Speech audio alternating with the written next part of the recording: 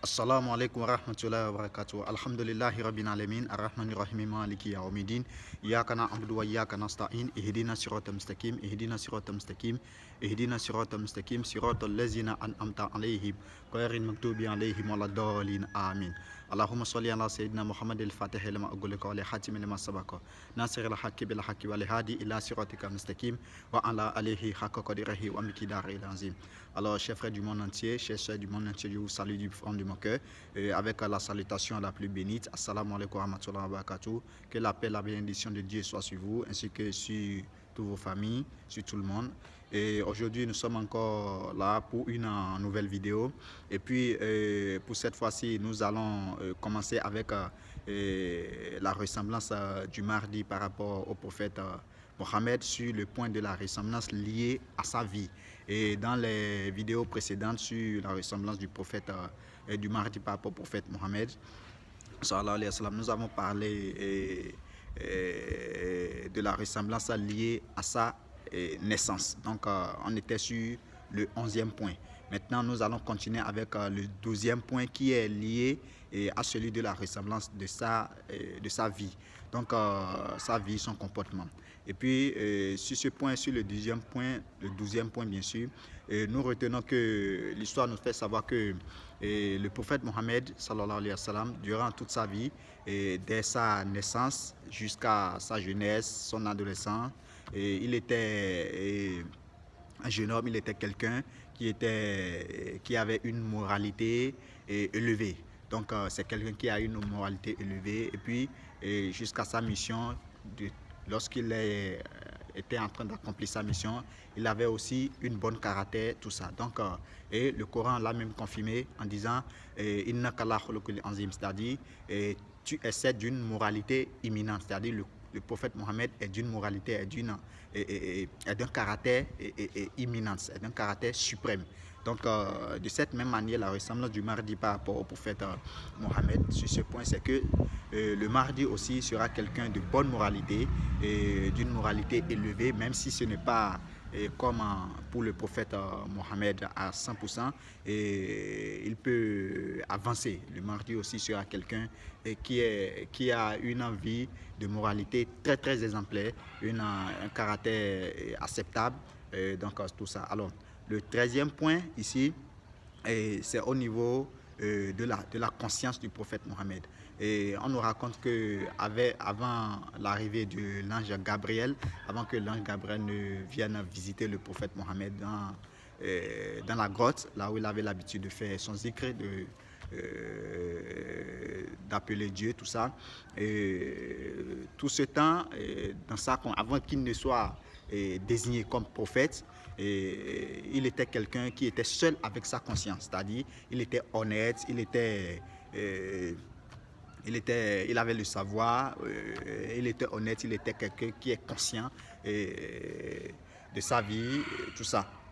Donc, il était seul avec sa conscience. Donc, de cette même manière, la ressemblance du mardi par rapport au prophète Mohammed, sallallahu alayhi wa sallam, à ce niveau, c'est que le mardi aussi sera quelqu'un qui sera honnête, qui sera droit, qui ne va pas badiner avec les réalités divines, les réalités de la vie, les réalités liées à sa conscience. C'est-à-dire il sera seul, il sera un homme solitaire. Il sera seul avec ses réalités, si bien que les gens ne vont pas comprendre pourquoi est-ce qu'il est ainsi. Les gens ne vont pas comprendre pourquoi est-ce qu'il est en griffe différent des autres. Ce n'est pas qu'il est différent, mais à travers sa moralité, sa conscience, il sera toujours dans des recherches, dans la quête du savoir, fuyant les futilités, et ne sera pas trop extériorisé, ne sera pas trop matérialiste. Donc il ne sera pas comme tout le monde au fait, comme à la masse, la majorité. Donc c'est ça. Et maintenant, le 14e point, c'est au niveau du prophète Mohammed. On nous raconte que tout le monde le sait, que le prophète Mohammed, c'est quelqu'un qui est véridique, qui est honnête, Donc c'est ça. Alors, la ressemblance du Mahdi sur ce point est que le Mahdi aussi sera quelqu'un, on l'avait déjà dit, mais c'est sur ce point particulier. C'est quelqu'un qui sera très véridique, c'est-à-dire il ne va pas, il ne saura pas mentir, voyez-vous. Il ne sait bien que c'est vrai qu'il peut aussi mentir, il peut faire des mensonges, mais pas tellement.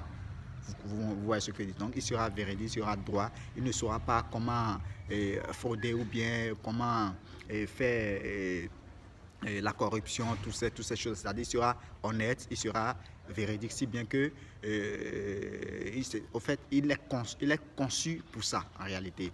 Et il peut faire des fautes, il peut faire toutes sortes de choses, mais pas comme la masse populaire. Et il sera aussi quelqu'un qui est calme, réservé. Et réservé, pourquoi? Parce que il y a un hadith qui dit que le Mahdi sera un jeune homme, sera quelqu'un qui va venir reformer tout ça, mais c'est un jeune homme heureux parmi les jeunes de son temps. C'est quelqu'un qui aura la connaissance, qui sera un jeune homme heureux, mais réservé, voyez-vous. Donc, juste pour que il puisse avoir la ressemblance avec le prophète Mohammed, parce que le prophète Mohammed aussi, quand bien même qu'il a commencé sa mission, quand l'ange Gabriel, avant avant de prendre une décision, le prophète Mohammed, il a sa réponse, mais il consulte les Sahaba. Il consulte les Umar, Sayyidina Umar, Sayyidina Ousmane, Sayyidina Ali, Sayyidina Abouba. Il consulte les Sahaba avant de prendre certaines décisions. C'est-à-dire il est réservé sur certaines choses. Ce n'est pas qu'il ne peut pas faire des choses.